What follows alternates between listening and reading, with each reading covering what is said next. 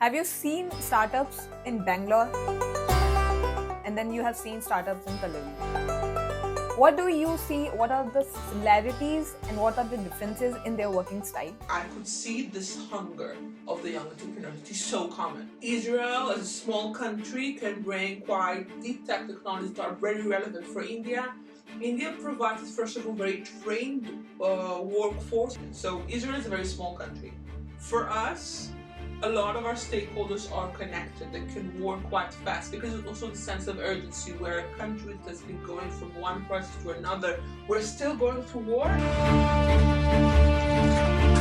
And yet, yeah, there are startups and exits and things are happening because we are used to living like this. I think that in India the problems are infrastructural in cases perhaps sometimes are going through a longer span of time. So innovation here is not supposed to be necessarily very, very fast. It has to cater for a problem that exists. And I think also the strongest startups in India that have really pioneered the way were the ones who were able to tackle a very important problem in the country.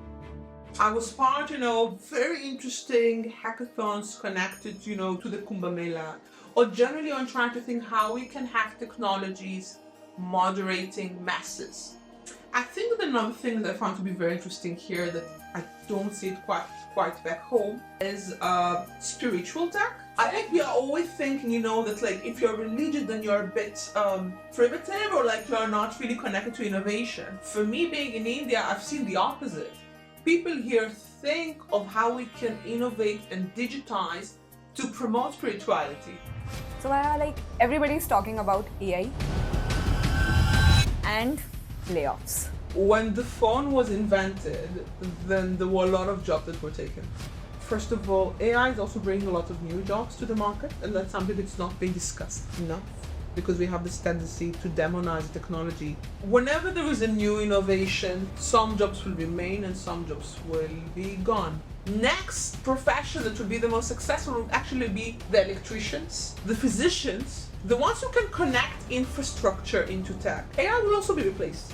There'll be other technology. So we just wanted to know what Indian founders do better and Israeli founders do better. I've never met more competitive people than Indian. What I like a lot about what Indian founders are doing here, everything connected to DPI, the ability to think of collective technology is something I feel India has been excelling at.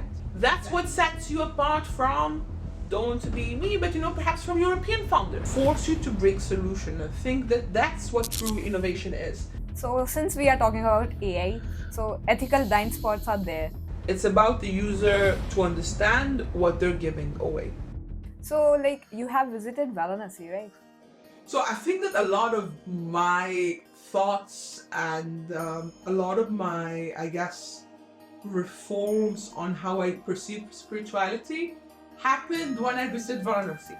It's such a different experience. I've never seen a place like this. But you would see that actually a lot of the discussions on spiritual tech come from scholars in Varanasi or generally from a lot of the institutions over there because spirituality takes such an important role over there.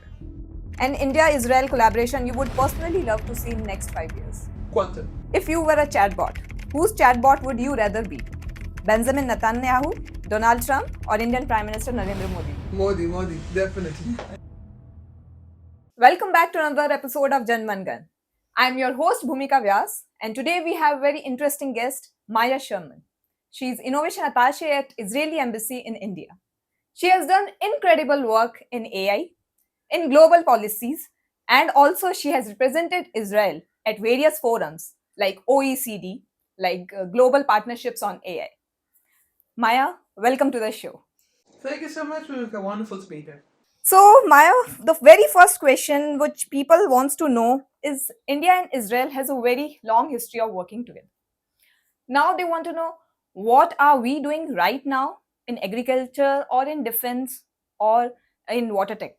So there are plenty of things we've done over the years, and if we think of it, of course, on the defense side, very strong collaborations, a lot of different aspects connected to, again, different defense technologies that are being brought to the table, Um, and these are things that are going for years. And when we're thinking also on agriculture and water, then again, with our Mashab agency, we have dozens of centers across the country bringing agri-tech tools and capacity building, and we have water tech centers. But I think that what's beautiful about the relations is, first of all, it's evolving according to times. So India and Israel have found their areas of, I would say, common synergy. Again, connected to what the countries need. We are not the same in terms of population, religion, interest, but we do share common values, I feel. And I think more interestingly, we understood that the countries can complement each other in terms of domains. And I think that's the beauty. Israel, as a small country, can bring quite deep tech technologies that are very relevant for India. India provides, first of all, very trained workforce, and also the size and scope that we sometimes need for a lot of our pilots, and generally to test a lot of our products. And when we are speaking on, bringing skilled workforce back to Israel as well. So I think that we're seeing it in all of these traditional domains of whether it's again defense, agriculture, and water. All of a sudden, we see much more collaborations bringing startups into the picture. We're seeing much more technology is being discussed because the current times when we're living, we are seeing a much stronger digitation also of the traditional disciplines. If we would have done this chat 10 years ago, I'm not sure it would have discussed about technologies in agriculture the way we'll speak about them today, because agriculture is evolving in India and Israel and globally. Farmers are more digital driven, not in all places, but still their needs can be digitized. And that's something we're trying to bridge the gap together. Water, another very traditional discipline, but today there are so many startups working on it. We can solve a lot of things. Needless to say, there are a lot of things that we cannot solve. But that's the beauty, that both countries are trying to brainstorm and understand what we can do together, understanding the differences between the countries, that perhaps will complement, that we can do better. So I feel that startups and emerging technologies around these three domains have definitely enhanced the relations between the countries, because it gave it, again, first of all, a more modern take. And also something slightly more scalable, involving more youth and more younger entrepreneurs to come into the place and say, okay, that's how we see the countries also collaborating. So, like, have you seen startups in Bangalore and then you have seen startups in Tel Aviv? What do you see? What are the similarities and what are the differences in their working style? I think that in India, the problems are infrastructural in case, and perhaps sometimes are going through a longer span of time. So the way of thinking and solving them is different. If we are trying to solve a challenge in the country, we need to cater usually for maybe 4 languages. It's not the case in India. So the process of design, of problem execution here is longer. And I think sometimes that also takes the ecosystem to think in a different way of innovation. So innovation here is not supposed to be necessarily very, very fast. It has to cater for problems that exist. And I think also the strongest startups in India that have really pioneered the way were the ones who were able to tackle a very important problem in the country. So I think that that's another difference. That again, there are perhaps the population needs in India require a different set of technologies and thinking of solution that might take a bit longer. And in Israel, because we are kind of used to working in this sense of urgency and we are a smaller ecosystem, then we can operate much faster. Um, it doesn't mean, again, there are so many startups here that of course are doing phenomenally well and also work fast, but I'm saying that this is perhaps the difference point between the countries, and it makes sense that perhaps the way that we think of innovation and what it should serve is different. Um, I think that another thing that I found to be very interesting here that I don't see it quite back home is spiritual tech.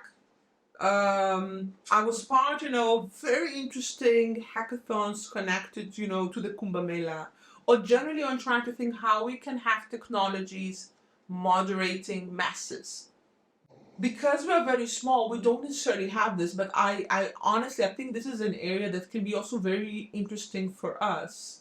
um, because we did have actually a few uh, problematic incidents over the years that were connected to audience management, and I think that's something again India is facing at the moment. I think especially after Prayagraj and again the Kumbh Mela are such wonderful events, but I think this understanding that we can use technologies to be able to moderate them, it's something that I think is being discussed here, can be interesting also in our context. But it also comes to the fact that I feel religion in India also has a very important cultural role, and for us, it's sometimes a bit more top down.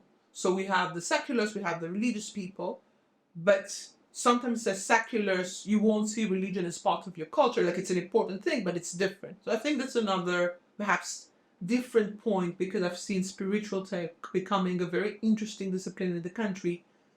And you would see actually that for us, a lot of perhaps the more ultra religious communities, they would not use smartphones.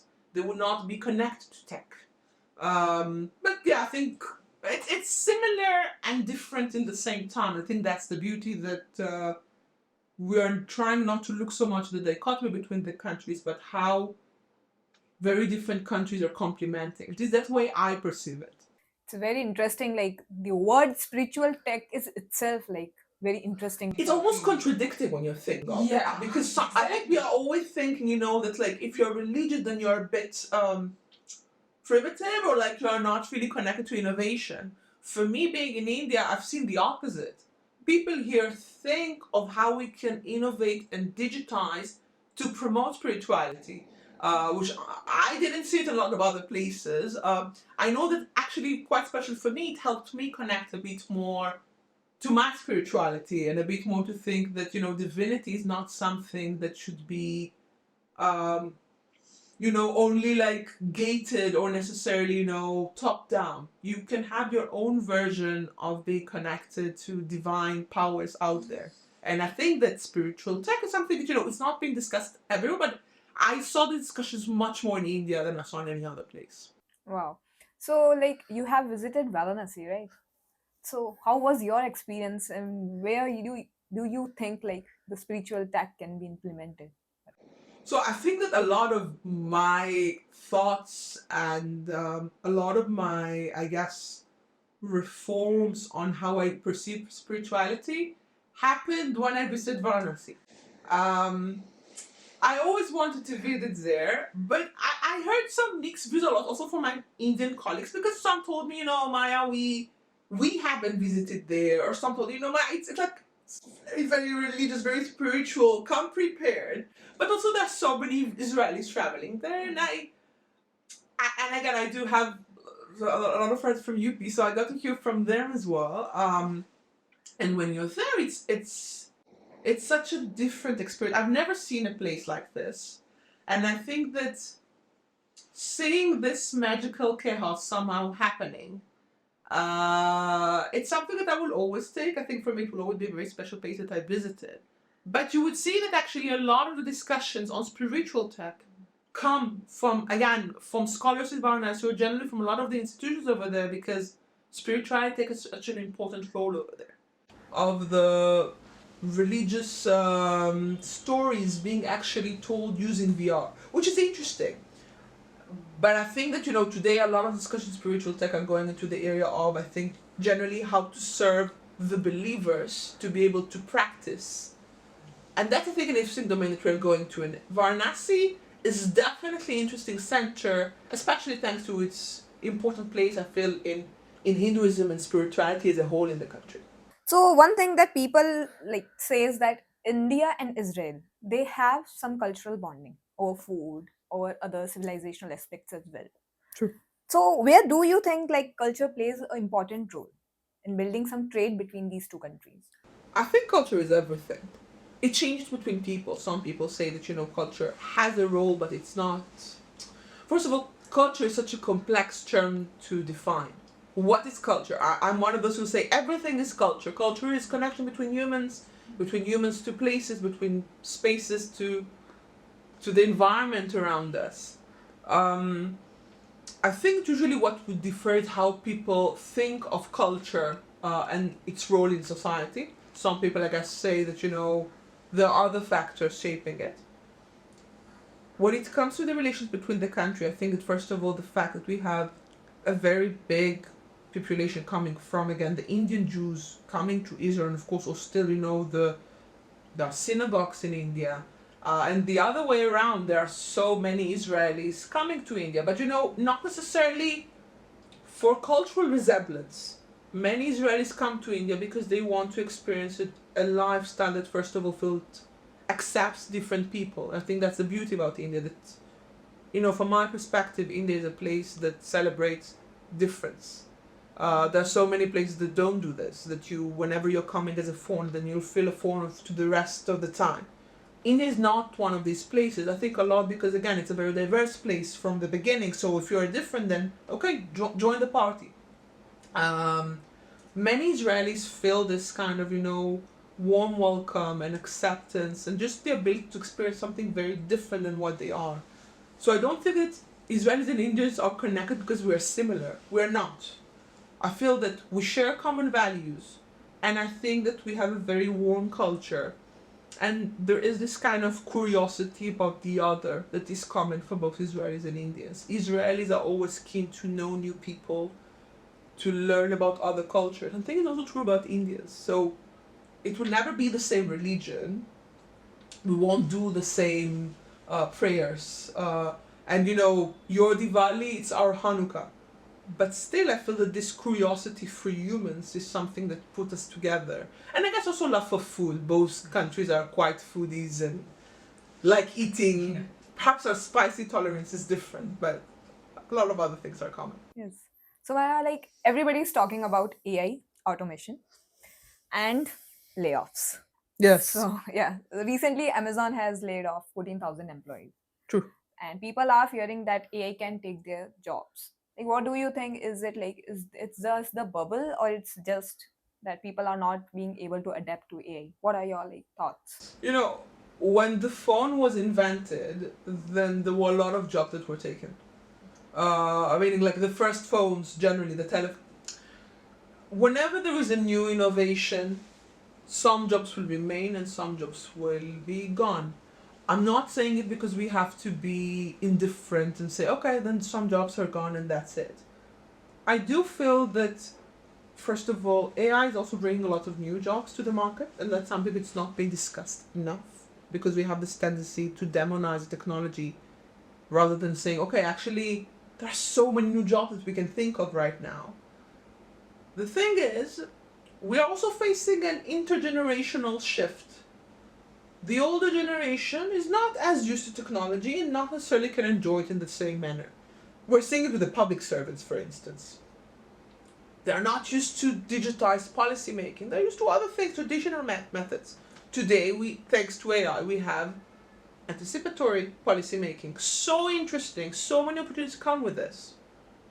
The problem, I think, comes when we're thinking of the ones that do not really have the capacity to be digitized. And I'm saying this because it's so easy we say, okay, then there are cutoffs.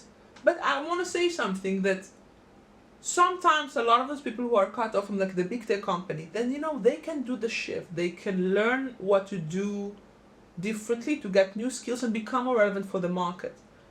Our focus, I feel, especially at this time, should also be dedicated to the ones who do not have the opportunity to get the skills, because then I feel that the bias is much, much harder.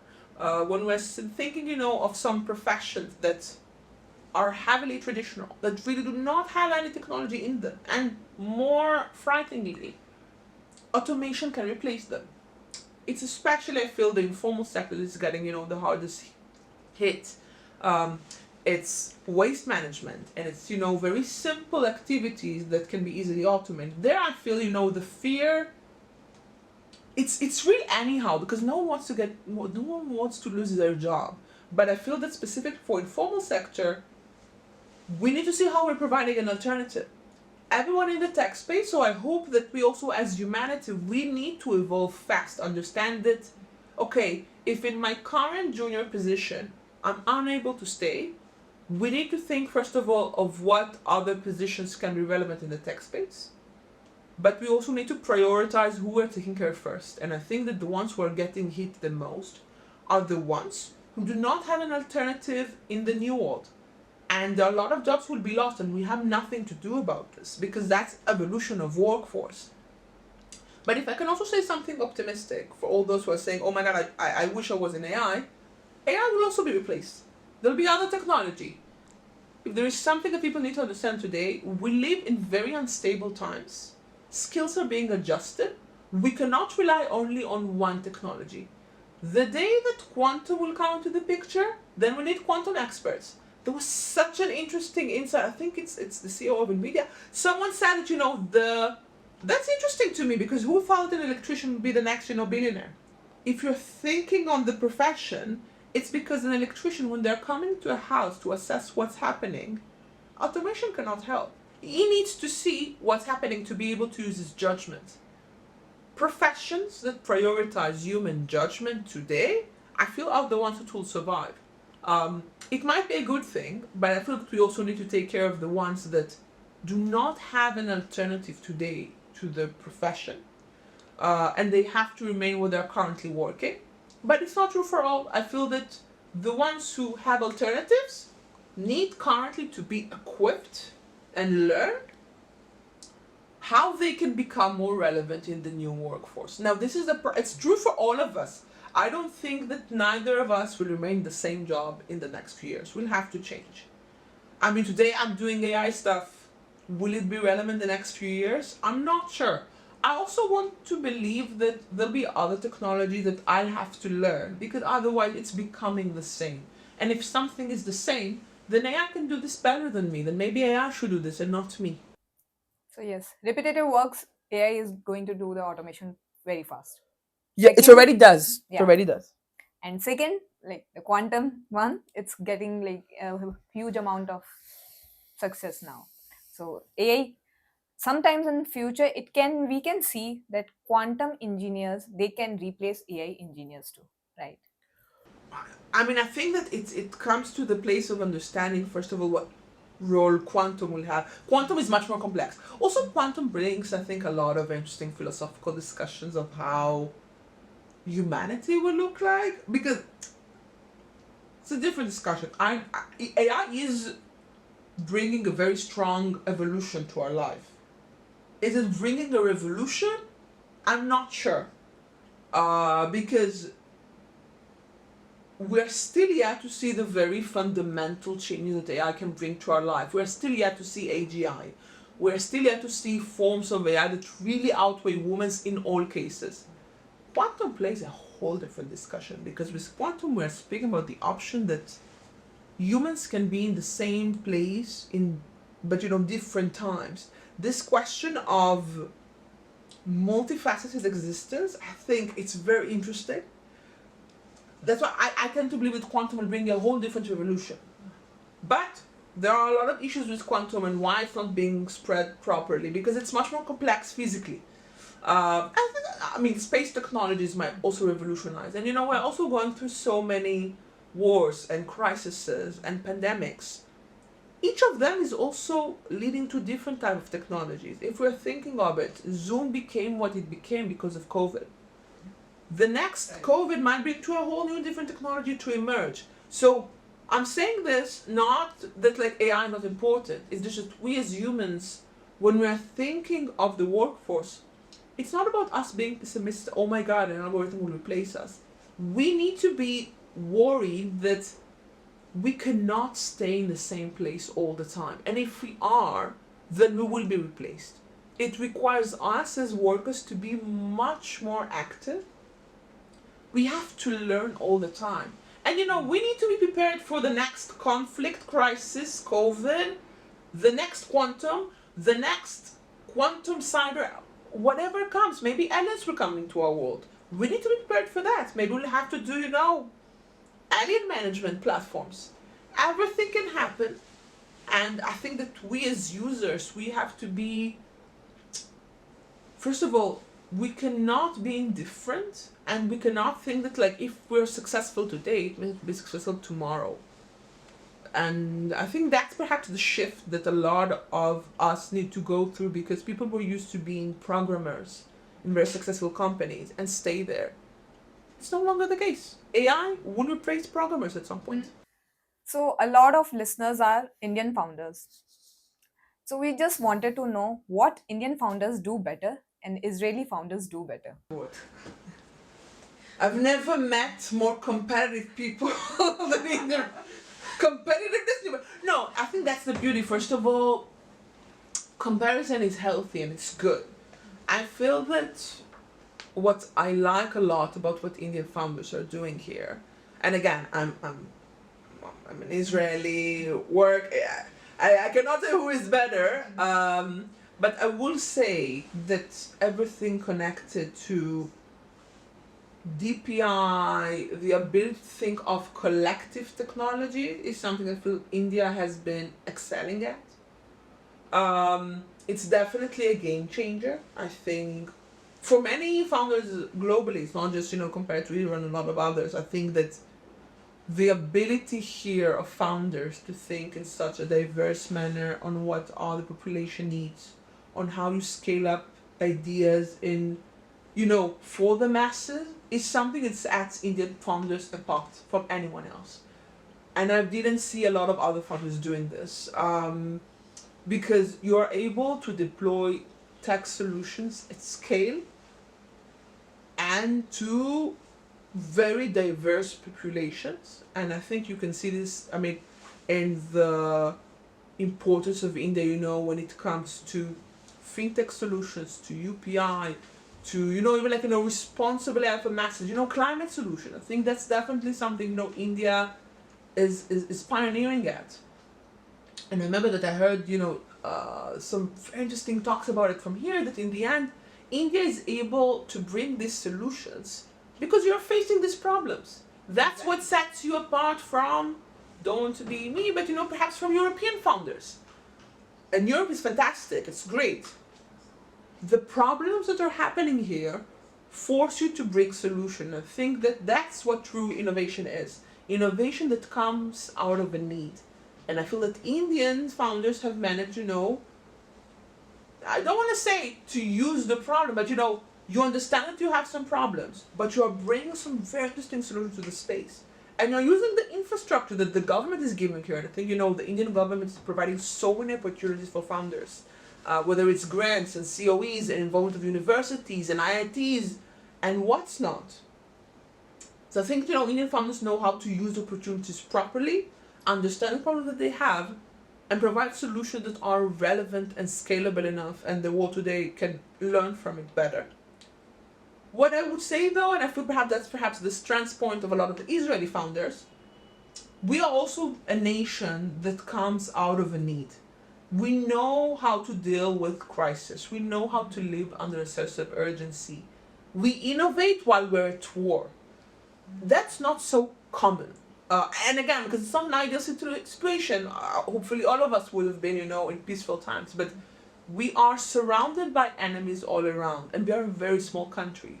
The thing is, we are making the impossible possible. So if there is something that we're going through, if there is, very hard scenarios next to us, so we'll use them for our benefits. For Israelis, we use a crisis to be an opportunity, and I think that's something that has characterized us as a nation. It has built our resilience as well. And I think you could see, we're a very small country, but you would see our startups all over the world. And if you think about what I just said for both countries, you will see also a lot of similarities. I think that, this ability that both countries are going through very different crises, but we are not giving up. And I think that's something that, it's different perspective to innovation. But I think the future is bright for Indian founders and Israeli founders, and we are seeing this already. With like the number of exits, the strengths of the startup ecosystems in both countries. I think that's definitely something for other countries perhaps to fear and understand how they can become more competitive. So, like, you have also worked in India in Nasik for AI Yes, literacy for farmers. true. So, what was like, how was your experience on the ground? The people who does not know how to even work on the computers, and you are telling the AI literacy to them. How was working with them, and how did you manage to do that? I mean, that was the beauty of the project. It did not come from a technological purpose of like, okay, you don't know tech, you have to know tech. The entire design was for a few months, so it wasn't, just directed to the farmers. It was also understanding what could potentially be the needs of farmers as part of the informal sector, understanding that agriculture is a very strong part of Indian economy, and it will always be. But the world is changing. We need to see more digitation. AI might be relevant. So I think that first of all, this shift in understanding that AI is not my center here. My center is to be able to show a certain population what are the technological benefits that they can get. It's almost like, a client. Like, I mean, a client wants to do X. I'm not trying to make the X the center of interest. I'm trying to make sure that whatever I'm giving is just relevant enough. And I think that this shift in understanding and the entire course that we designed help us do this. It was a very interesting process because, I mean, the pilot was in Nasir, but again, we were spreading to a lot of other states in the country. Understand that, again, agriculture is also very different in places outside of the country. So, universities are a very important partner for this because, in the end, this is an educational project and a very important one. And we chose Nasik again also for a specific region. Again, digital literacy is high, location made sense. Maharashtra is an important state in the country. But hopefully, I hope that we'll be able to do, more projects like this. I think that's another angle that should be discussed, which is it's not just about giving AI as something default.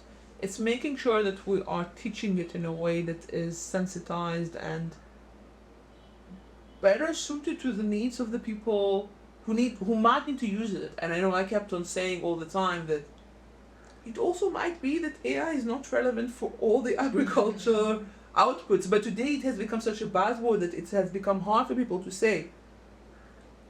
We need to think smartly on the technological uses of any equipment, especially for populations that are not necessarily, they do not have the time to enjoy the privileges of tech because they want to work, and in the end people it's for all of us. We need to be able to earn for ourselves, for our families. We need to think smartly of technology. Now it's AI, tomorrow it'll be a different technology. So we need to make sure that it's relevant. I think that's why I really like this project, because I felt that the focus was much less on AI and it was much more on the audience that needs to get it. And it was a very interesting experience for me because I'm not a farmer, coming from a very urban place in Israel. Agriculture also plays a very important role for our life, but I was not coming from there in Israel as well. So it was such an important process for me to, to learn what are the needs, and also to be able to say, okay, AI is not relevant here, but it's relevant there. And I think that's also good, the fact that we can also say that there are certain cases in which AI will be good, but there are certain cases in which AI will be less relevant. This understanding is good for us, and hopefully we'll be able to say this more often. So I think that was the importance of this project for me. So, any conversation you remember with any of the farmers, like what are the problems they were facing and how they can resolve it? So first of all, we were working with a lot of intermediaries and mediating organizations because again, I'm not speaking Marathi. So I think that for many it was interesting because many of them were just not quite sure why AI is relevant for them, and I think it's I'm in the tech space here, and I'm chatting a lot with startups from Bangalore and Mumbai and Delhi, and it's like all techie, and it's like just bring me AI, and all of a sudden it's like, why? What is AI? Why is it relevant? And I like this because I was like, finally someone is asking me why it's, and I like the fact that I was challenged and I was trying to say things, but then afterwards I told myself, okay, no, I need to think of better answers. We actually need to think of some use cases, and I think that for anyone who's been in the tech space, being able to communicate with audiences that are not necessarily techies, but they're doing some phenomenal work and they're very important for the economy. So the ability to hear from them, that they're actually questioning the entire purpose of my work and expertise.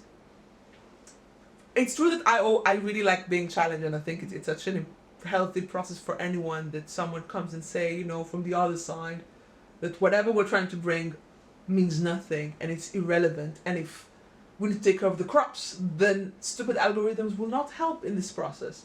But we need to make sure that we can chat enough and we can share some use cases and at least try to see how we can bring algorithms and AI to be relevant and accessible. I think that today we do have a lot of user application services that are relevant, and that's what we're trying to highlight also in the project.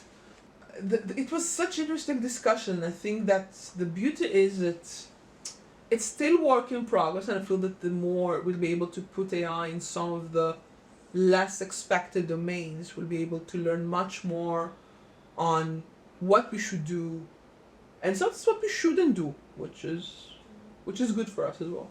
So, since we are talking about AI, so ethical blind spots are there. We have seen how ChatGPT is using our personal data. So, do you think like companies should be more open to how they are using our data as well? Because they are saying that even if the court wants to have any of your personal chats, then they have to present it to the court. That's what Sam Altman has said. First of all, it's a question of national legislation. It's a bit broader, and I think sometimes we do this mix because AI is all over, so we don't distinguish. Countries have different legislations for data privacy. Europe is taking a very harsh stance on, of course, GDPR and the users' rights for knowledge and generally data autonomy of one. I think that it's a bit tricky because I think also us as users we need to take this question. We cannot say that we're enjoying so much ChatGPT and just throw all of our data so we'll get exactly what we need, but then be shocked when the data is being used sometimes by, for law enforcement. It's a balance that we need to make. First of all, it's about the user to understand what they're giving away. It's not that, we can just be very reckless and say, okay, we're just throwing all the data, it's not kept. We need to check if it's kept or not. If you're asking for the legal purposes, this is a question of the legislation regulation per country. I do think that in the same way that we can, the court can use our smartphones and take SMS data and WhatsApp, to sort of investigation, ChatGPT is another medium. This kind of surveillance. Users should be aware, especially if certain users felt very comfortable to share or confess certain things. Because we don't want, in the end, it should not be kind of a censorship. If someone decides, to confess and say something in this platform, maybe he doesn't want this to be out. But as a caveat, it's still, we need to keep some kind of a framework also for the authorities to work in. I think that if we decide on certain topics that are critical for national safety and generally for the good common and collective, perhaps there could be a potential data collaboration with the authorities, but it has to be very clear. It has to be regulated. And more than anything, it's on the national mandate of the country to decide how they want to enforce it. There, of course, all the risk of politicization, how we can make sure that now governments don't say, any users who put anti-government criticism against me in this chat, he needs to be surveilled now, he needs to be put in prison. So that's the tricky part. I mean, how much power we're giving authorities over this. I tend to believe that there should perhaps be something external deciding this. The cases has to be very clear for ChatGPT on when they're passing the data. I think that in the current phase, this will be abused by authorities if it's not properly clear against the users. So I hope that there will be some better regulation on how third-party entities can use the data in ChatGPT and that it won't be just mentioned in terms of use of ChatGPT. It has to be very clear for the users if data is being leaked to authorities or if authorities have access to whatever I'm putting in the chat. When it comes to regulation, founder says that regulation kills their innovation. Yeah. Like, do you agree? Not today. I think today, honestly, it was true before perhaps. Anyone who has been working on AI, I think this is such a lovely time because there is zero regulation. There should be much more for a technology to so spread. And there is zero regulation because today there are much more incentives to create a technology rather than to prohibit it. It's true, there are regulations, of course, for deepfakes and fake news, content generation using AI. It's in the beginning. We're still yet to see some strong enforcement. Today, the regulation has been quite less for some disciplines. I think that also regulation day is promoting a lot of incentives and a lot of opportunities for founders, and there are also a lot of opportunities for founders to be able to strengthen more their discipline and their products. Um, Policymakers are much more involved in the industry than before. Regulation also, it's not about prohibiting innovation, it's enabling innovation at scale and responsibly. Not everything will be in the benefit of the founders. The founders are not the core point of creation.